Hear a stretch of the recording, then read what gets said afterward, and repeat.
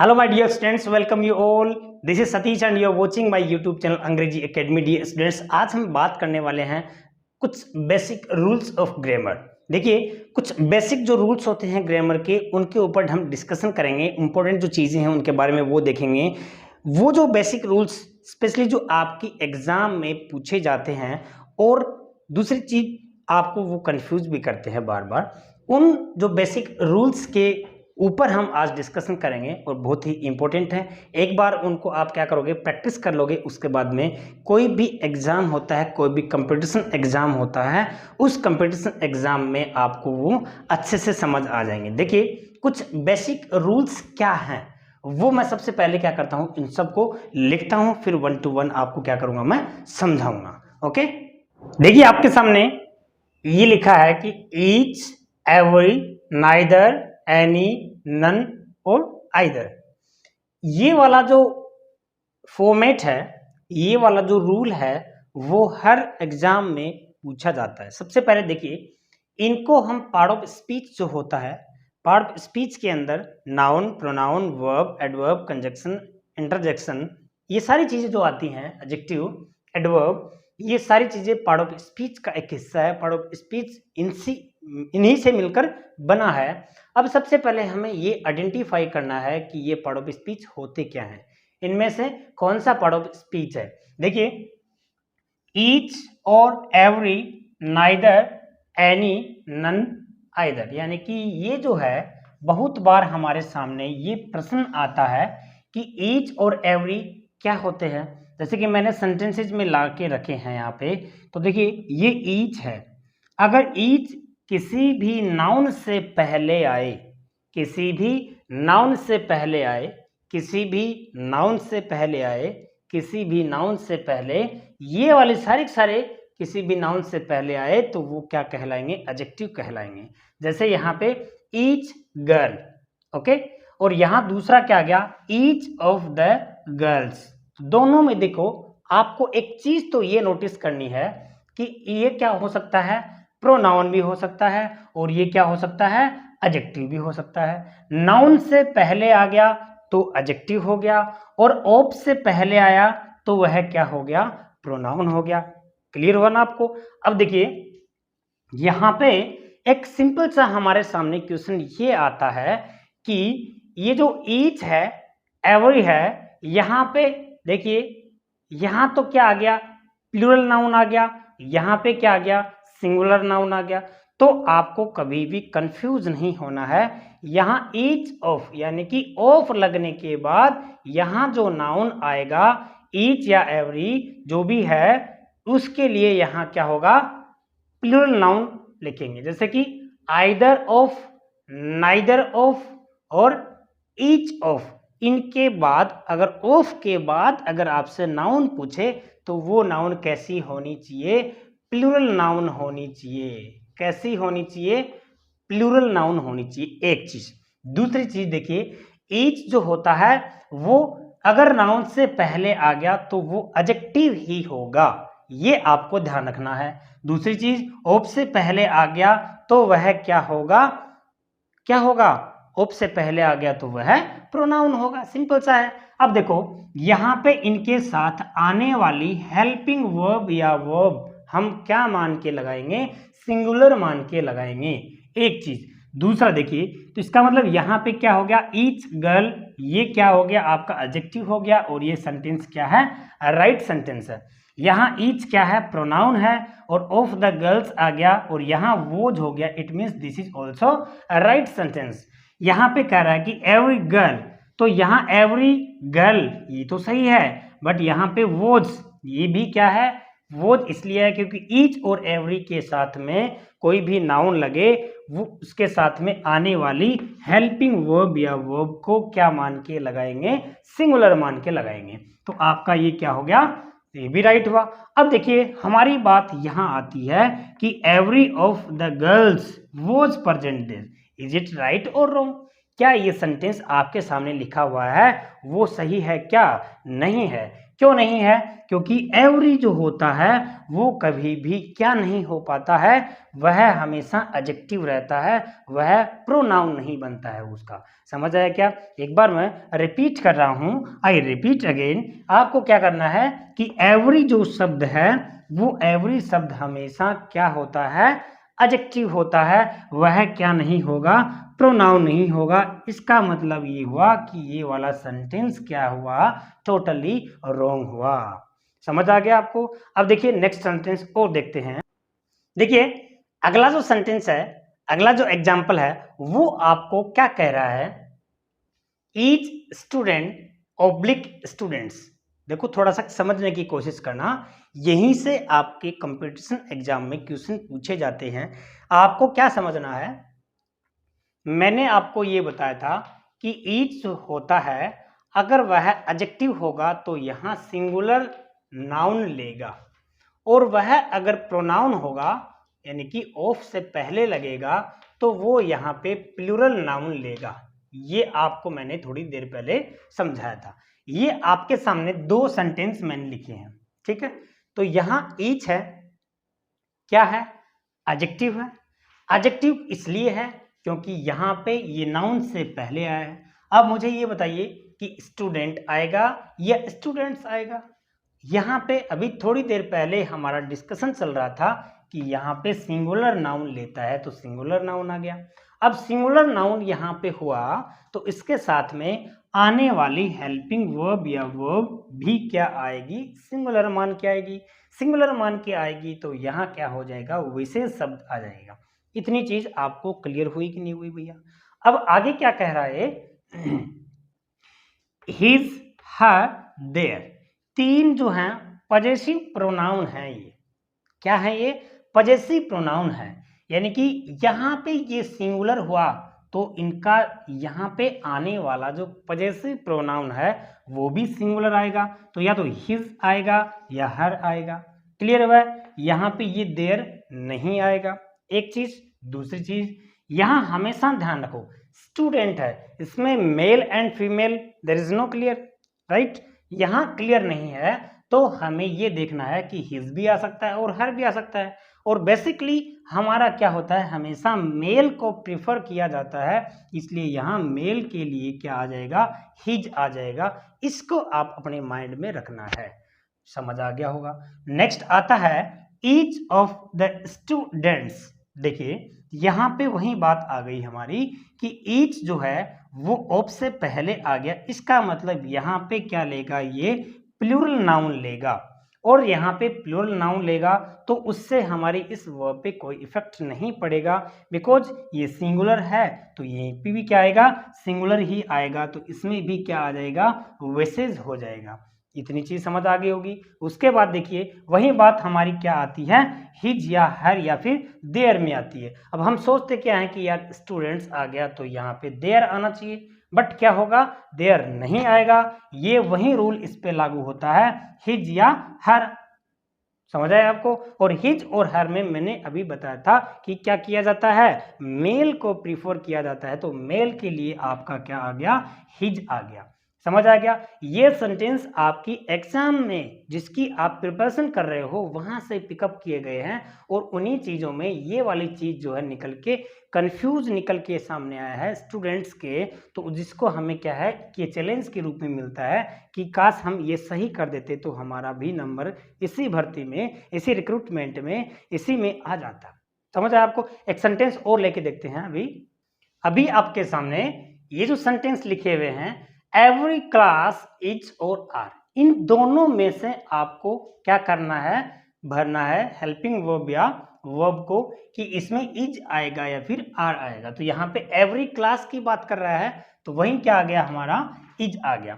अब देखिए ये क्वेश्चन आपकी एग्जाम में आया हुआ है जिसकी आप प्रिपरेशन कर रहे हो। इसमें क्या पूछा है, practically every part of the banana tree is used by man. इसमें आपको तीन जो पार्ट दिए हैं, यहाँ पे ये पार्ट जो होता है, एवरी पार्ट जो है, इसके नीचे वहां पे क्या दे रखी है, अंडरलाइन दे रखी है, बोल्ड कर रखा है। उसको आपको ये देखना है कि इसमें से कौन सा आएगा और नहीं ये सही है तो इसमें क्या हो जाएगा, नो इंप्रूवमेंट हो जाएगा, राइट। अब देखो यहां क्या कह रहा है ये, ईच पार्ट, तो ईच पार्ट का मतलब ईच जो होता है वो सिर्फ दो के लिए काम में आता है, समझ आया आपको, किसके लिए काम में आएगा, दो के लिए, दो या 2 and 2 प्लस के लिए। यहाँ पे एनी पार्ट, तो एनी पार्ट होता नहीं है, नेगेटिव के लिए यूज आता है इसमें। दूसरी चीज मोस्ट पार्ट होता नहीं है, भाई एनी तो किसके लिए काम में आ गया, नेगेटिव सेंटेंस के लिए, क्योंकि एनी का यूज नेगेटिव के लिए किया जाता है। ईच जो होता है वो 2 प्लस के लिए किया जाता है। यहाँ पे मोस्ट जो होता है ये होता नहीं है। इसका मतलब ये क्या हो गया, एवरी पार्ट का मतलब उसका जो बनाना जो ट्री है उसका प्रत्येक हिस्सा, यहाँ की ये आपके सामने क्या हो गया, आपका पेड़ है, ओके, यहाँ पे ये क्या हो गया, पेड़ हो गया, और इसका ये कह रहा है कि ये जो बनाना ट्री जो है उसका प्रत्येक हिस्सा, यानी कि ये वाला हिस्सा आ गया, एक ये वाला पार्ट आ गया, फिर ये वाले पार्ट आ गए। इसका मतलब यहाँ पे इसी को डिवाइड कर रहा है, एक ही नाउन को डिवाइड कर रहा है। ईच जो होता है वो जो नाउन होती हैं 2 प्लस जो होती हैं उनके लिए यूज होगा। तो इसका मतलब इसमें कौन सा आंसर है, आपका आंसर डी आया। क्लियर हो गया। अगला रूल जो है आपका वो ऐसे बोल रहा है कि everybody, anything, nobody, nothing, somebody, something, anybody, anything. तो आपको एक चीज का तो ये ध्यान रखना है कि यहाँ जैसे ही थिंग जुड़ता है तो वो किसी थिंग्स की तरफ इंडिकेट करेगी, समझ आए आपको। देखिए क्वेश्चन दूंगा मैं बाद में, फिर आप कंफ्यूज हो गए कि वास्तव में ये चीज नहीं आनी चाहिए थी, इसमें ये वाली आनी चाहिए। तो आपको ध्यान रखना है कि थिंक जब लग जाए, यानी कि एवरीथिंग, समथिंग, नथिंग, एनीथिंग, कोई भी थिंग्स की और क्या करेगा, इंडिकेट करेगा, राइट। अब देखिए एवरीबॉडी क्या करता है, कोई भी ह्यूमन बीइंग की तरफ करेगा। ह्यूमन बीइंग क्या हो सकता है, ही भी हो सकता है, सी भी हो सकता है, दे भी हो सकता है, वो कोई भी हो सकता है। अब हम एक जो क्वेश्चन जो है, जो हमारे सामने प्रॉब्लम क्रिएट होती है कोई भी एग्जाम के अंदर क्वेश्चन को सोल्व करने में, वो क्या है, देखिए यहाँ ये कह रहा है कि एवरीबॉडी इज आर। तो एक तो आपको ध्यान ये रखना है कि ये सारे के सारे जितने भी जो प्रोनाउन है वो अपने आगे सिंगुलर जो होती है ना, हेल्पिंग वर्ब या वर्ब, यानी कि मेरा कहने का मतलब ये सारे के सारे जो प्रोनाउन होते हैं वो सिंगुलर होते हैं, और सिंगुलर होते हैं तो इनके साथ में आने वाली हेल्पिंग वर्ब या मेन वर्ब क्या आती है, अकॉर्डिंग टू सिंगुलर आती है। एक बात। दूसरी चीज यहाँ देखिए एवरीबॉडी, तो मैंने क्या कहा, सिंगुलर है, तो इसमें क्या आ जाएगा, ये वाला आ जाएगा। अब देखना everybody is ready to do, अब वही बात आ गई, हिज आएगा, हर आएगा या देयर आएगा। अब हमारी बात वहीं थोड़ी देर पहले हम बात कर रहे थे, एवरीबॉडी जो होता है वो भी एक सिंगुलर मेल को इंडिकेट करता है। मैंने आपको ये कहा कि एवरीबॉडी में मेल भी आता है, फीमेल भी आता है, बट हम प्रीफर किसको करते हैं, मेल को करते हैं। तो यहां आपको एक चीज का ध्यान ये रखना, देखिए मैं आपको 3 चीज बताऊंगा इसके अंदर, आपको ध्यान से समझनी है।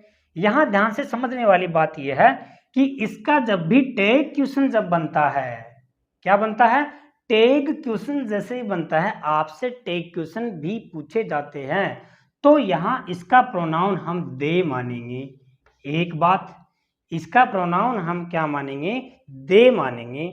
दूसरी चीज, एवरीबॉडी होता क्या है, अपने आप में सिंगुलर सब्जेक्ट होता है, सिंगुलर प्रोनाउन होता है, इसके साथ में सिंगुलर हेल्पिंग वर्ब आती है, एक चीज। दूसरी चीज यहाँ पे आने वाला जो पजेसिव जो होता है वो भी क्या आएगा, सिंगुलर आएगा, यानी कि हिज या हर में आएगा।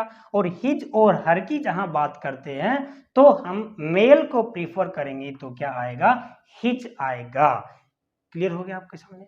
एक बात, anybody can do the work if they try, समझ आया। ये क्वेश्चन बहुत ही इंपॉर्टेंट है।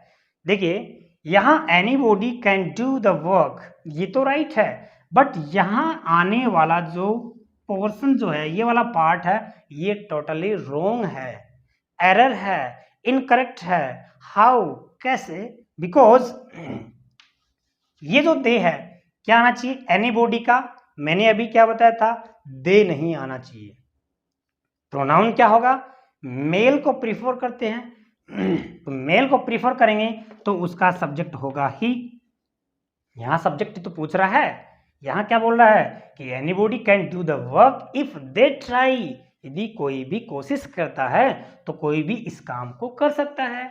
तो यहाँ पे काम कर सकता है, तो यहाँ जो आने वाला सब्जेक्ट है दे, वो क्या आएगा, ही आएगा, और ही आते ही फिर इसका नजरिया बदल जाएगा। नजरिया बदलेगा तो ये क्या हो जाएगा, TRIES, ही ट्राइज। क्या हो जाएगा भैया, ही ट्राइज। तो यहाँ पे आने वाला ये जो पोर्शन है, ये वाला पार्ट है, वो इसमें बदल जाएगा। बहुत इंपॉर्टेंट है, आप इसको 2-3 बार वापस प्रैक्टिस करके देख लेना। एक बार आई विल रिपीट अगेन। मैंने अभी कहा कि एवरीबॉडी, यहाँ पे समबॉडी, एवरीथिंग, समथिंग, नथिंग, ये सारे के सारे जो प्रोनाउन होते हैं वो सारे के सारे सब्जेक्टिव प्रोनाउन जो होंगे वो सिंगुलर होंगे। एक बात। दूसरी बात, इनका टेक क्वेश्चन में हम क्या मानते हैं, प्लूरलाइज, यानी कि उनके आने वाला, बॉडी की बात कर रहा हूं यहाँ पे, थिंग की बात नहीं कर रहा मैं। यहाँ बॉडी की बात जो करूंगा तो उसमें क्या आएगा, दे आएगा, राइट। दूसरी चीज, यहाँ पे सब्जेक्ट पूछा है, इस सब्जेक्ट के अंदर यहाँ इसका सब्जेक्ट क्या माना जाएगा, ही माना जाएगा। माना तो सी भी जा सकता है, बट मैंने क्या कहा कि जब भी ये आते हैं तो मेल को प्रीफर किया जाता है।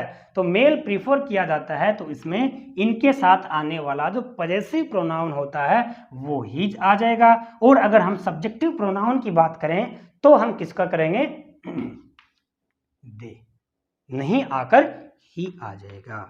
समझ आया आपको।